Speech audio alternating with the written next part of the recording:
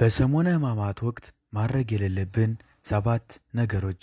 ይህ ቪዲዮ ለዚህ ሳምንት ብቻ ስለሚያገለግል ሼር በማድረግ ለሚቻላችሁ ሰው በሙሉ አድርሱልኝ።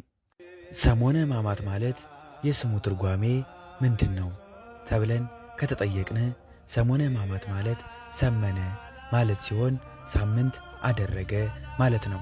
ይህም ከዕለተ ሆሳዕና ሰርክ እስከ ትንሣኤ ሌሊት ያለው ጊዜና ቀናት የሚያመለክት ነው።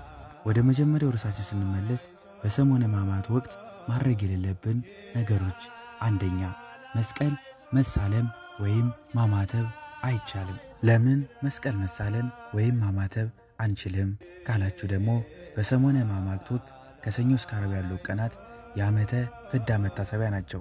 በእነዚህም ዘመናት ሰዎች በመስቀል አገልግሎት እንዳልጀመሩ ለማሳየት በሰሞነ ሕማማት ወቅት በቤተ ክርስቲያን ሥርዓት መሠረት መስቀል መሳለም ወይም ማማተብ ሥርዓት አይደለም። ሁለተኛ በሰሞነ ሕማማት ወቅት ሰላም መባባል ወይም መሳሳም አይቻልም።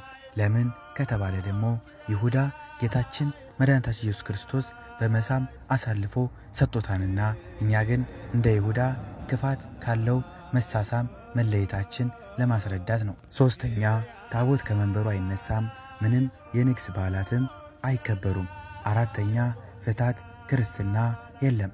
አምስተኛ የቅዱሳን ገድላት አይነበቡም ወይም ሰላምታ ያለባቸው ጸሎቶች አይደረጉም። ለምሳሌ መልአከ ቅዱሳን አይጸልዩም። ከእነሱ ይልቅ መዝሙረ ዳዊት፣ ውዳሴ ማርያም፣ ግብረ ሕማማትና መጻሕፍት ማያዊ የተባሉ ብዙ ቃል ኪዳን ያለው የጌታችን መከራ የሚያወሱ መጻሕፍት ይነበባሉ። ስድስተኛ ሥርዓተ ቅዳሴ ከጸሎተ ሐሙስ በቀር አይካሄድም። ሰባተኛ ጥምቀት አይኖርም። ስለ ክርስቶስ ሕማማትና መከራ እያሰብን እንጸልይ፣ እንስገድ።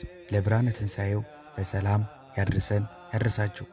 ወስብሐት ለእግዚአብሔር ወለወላዲቱ ድንግል ወለመስቀሉ ክቡር። ይቆየን። አሜን።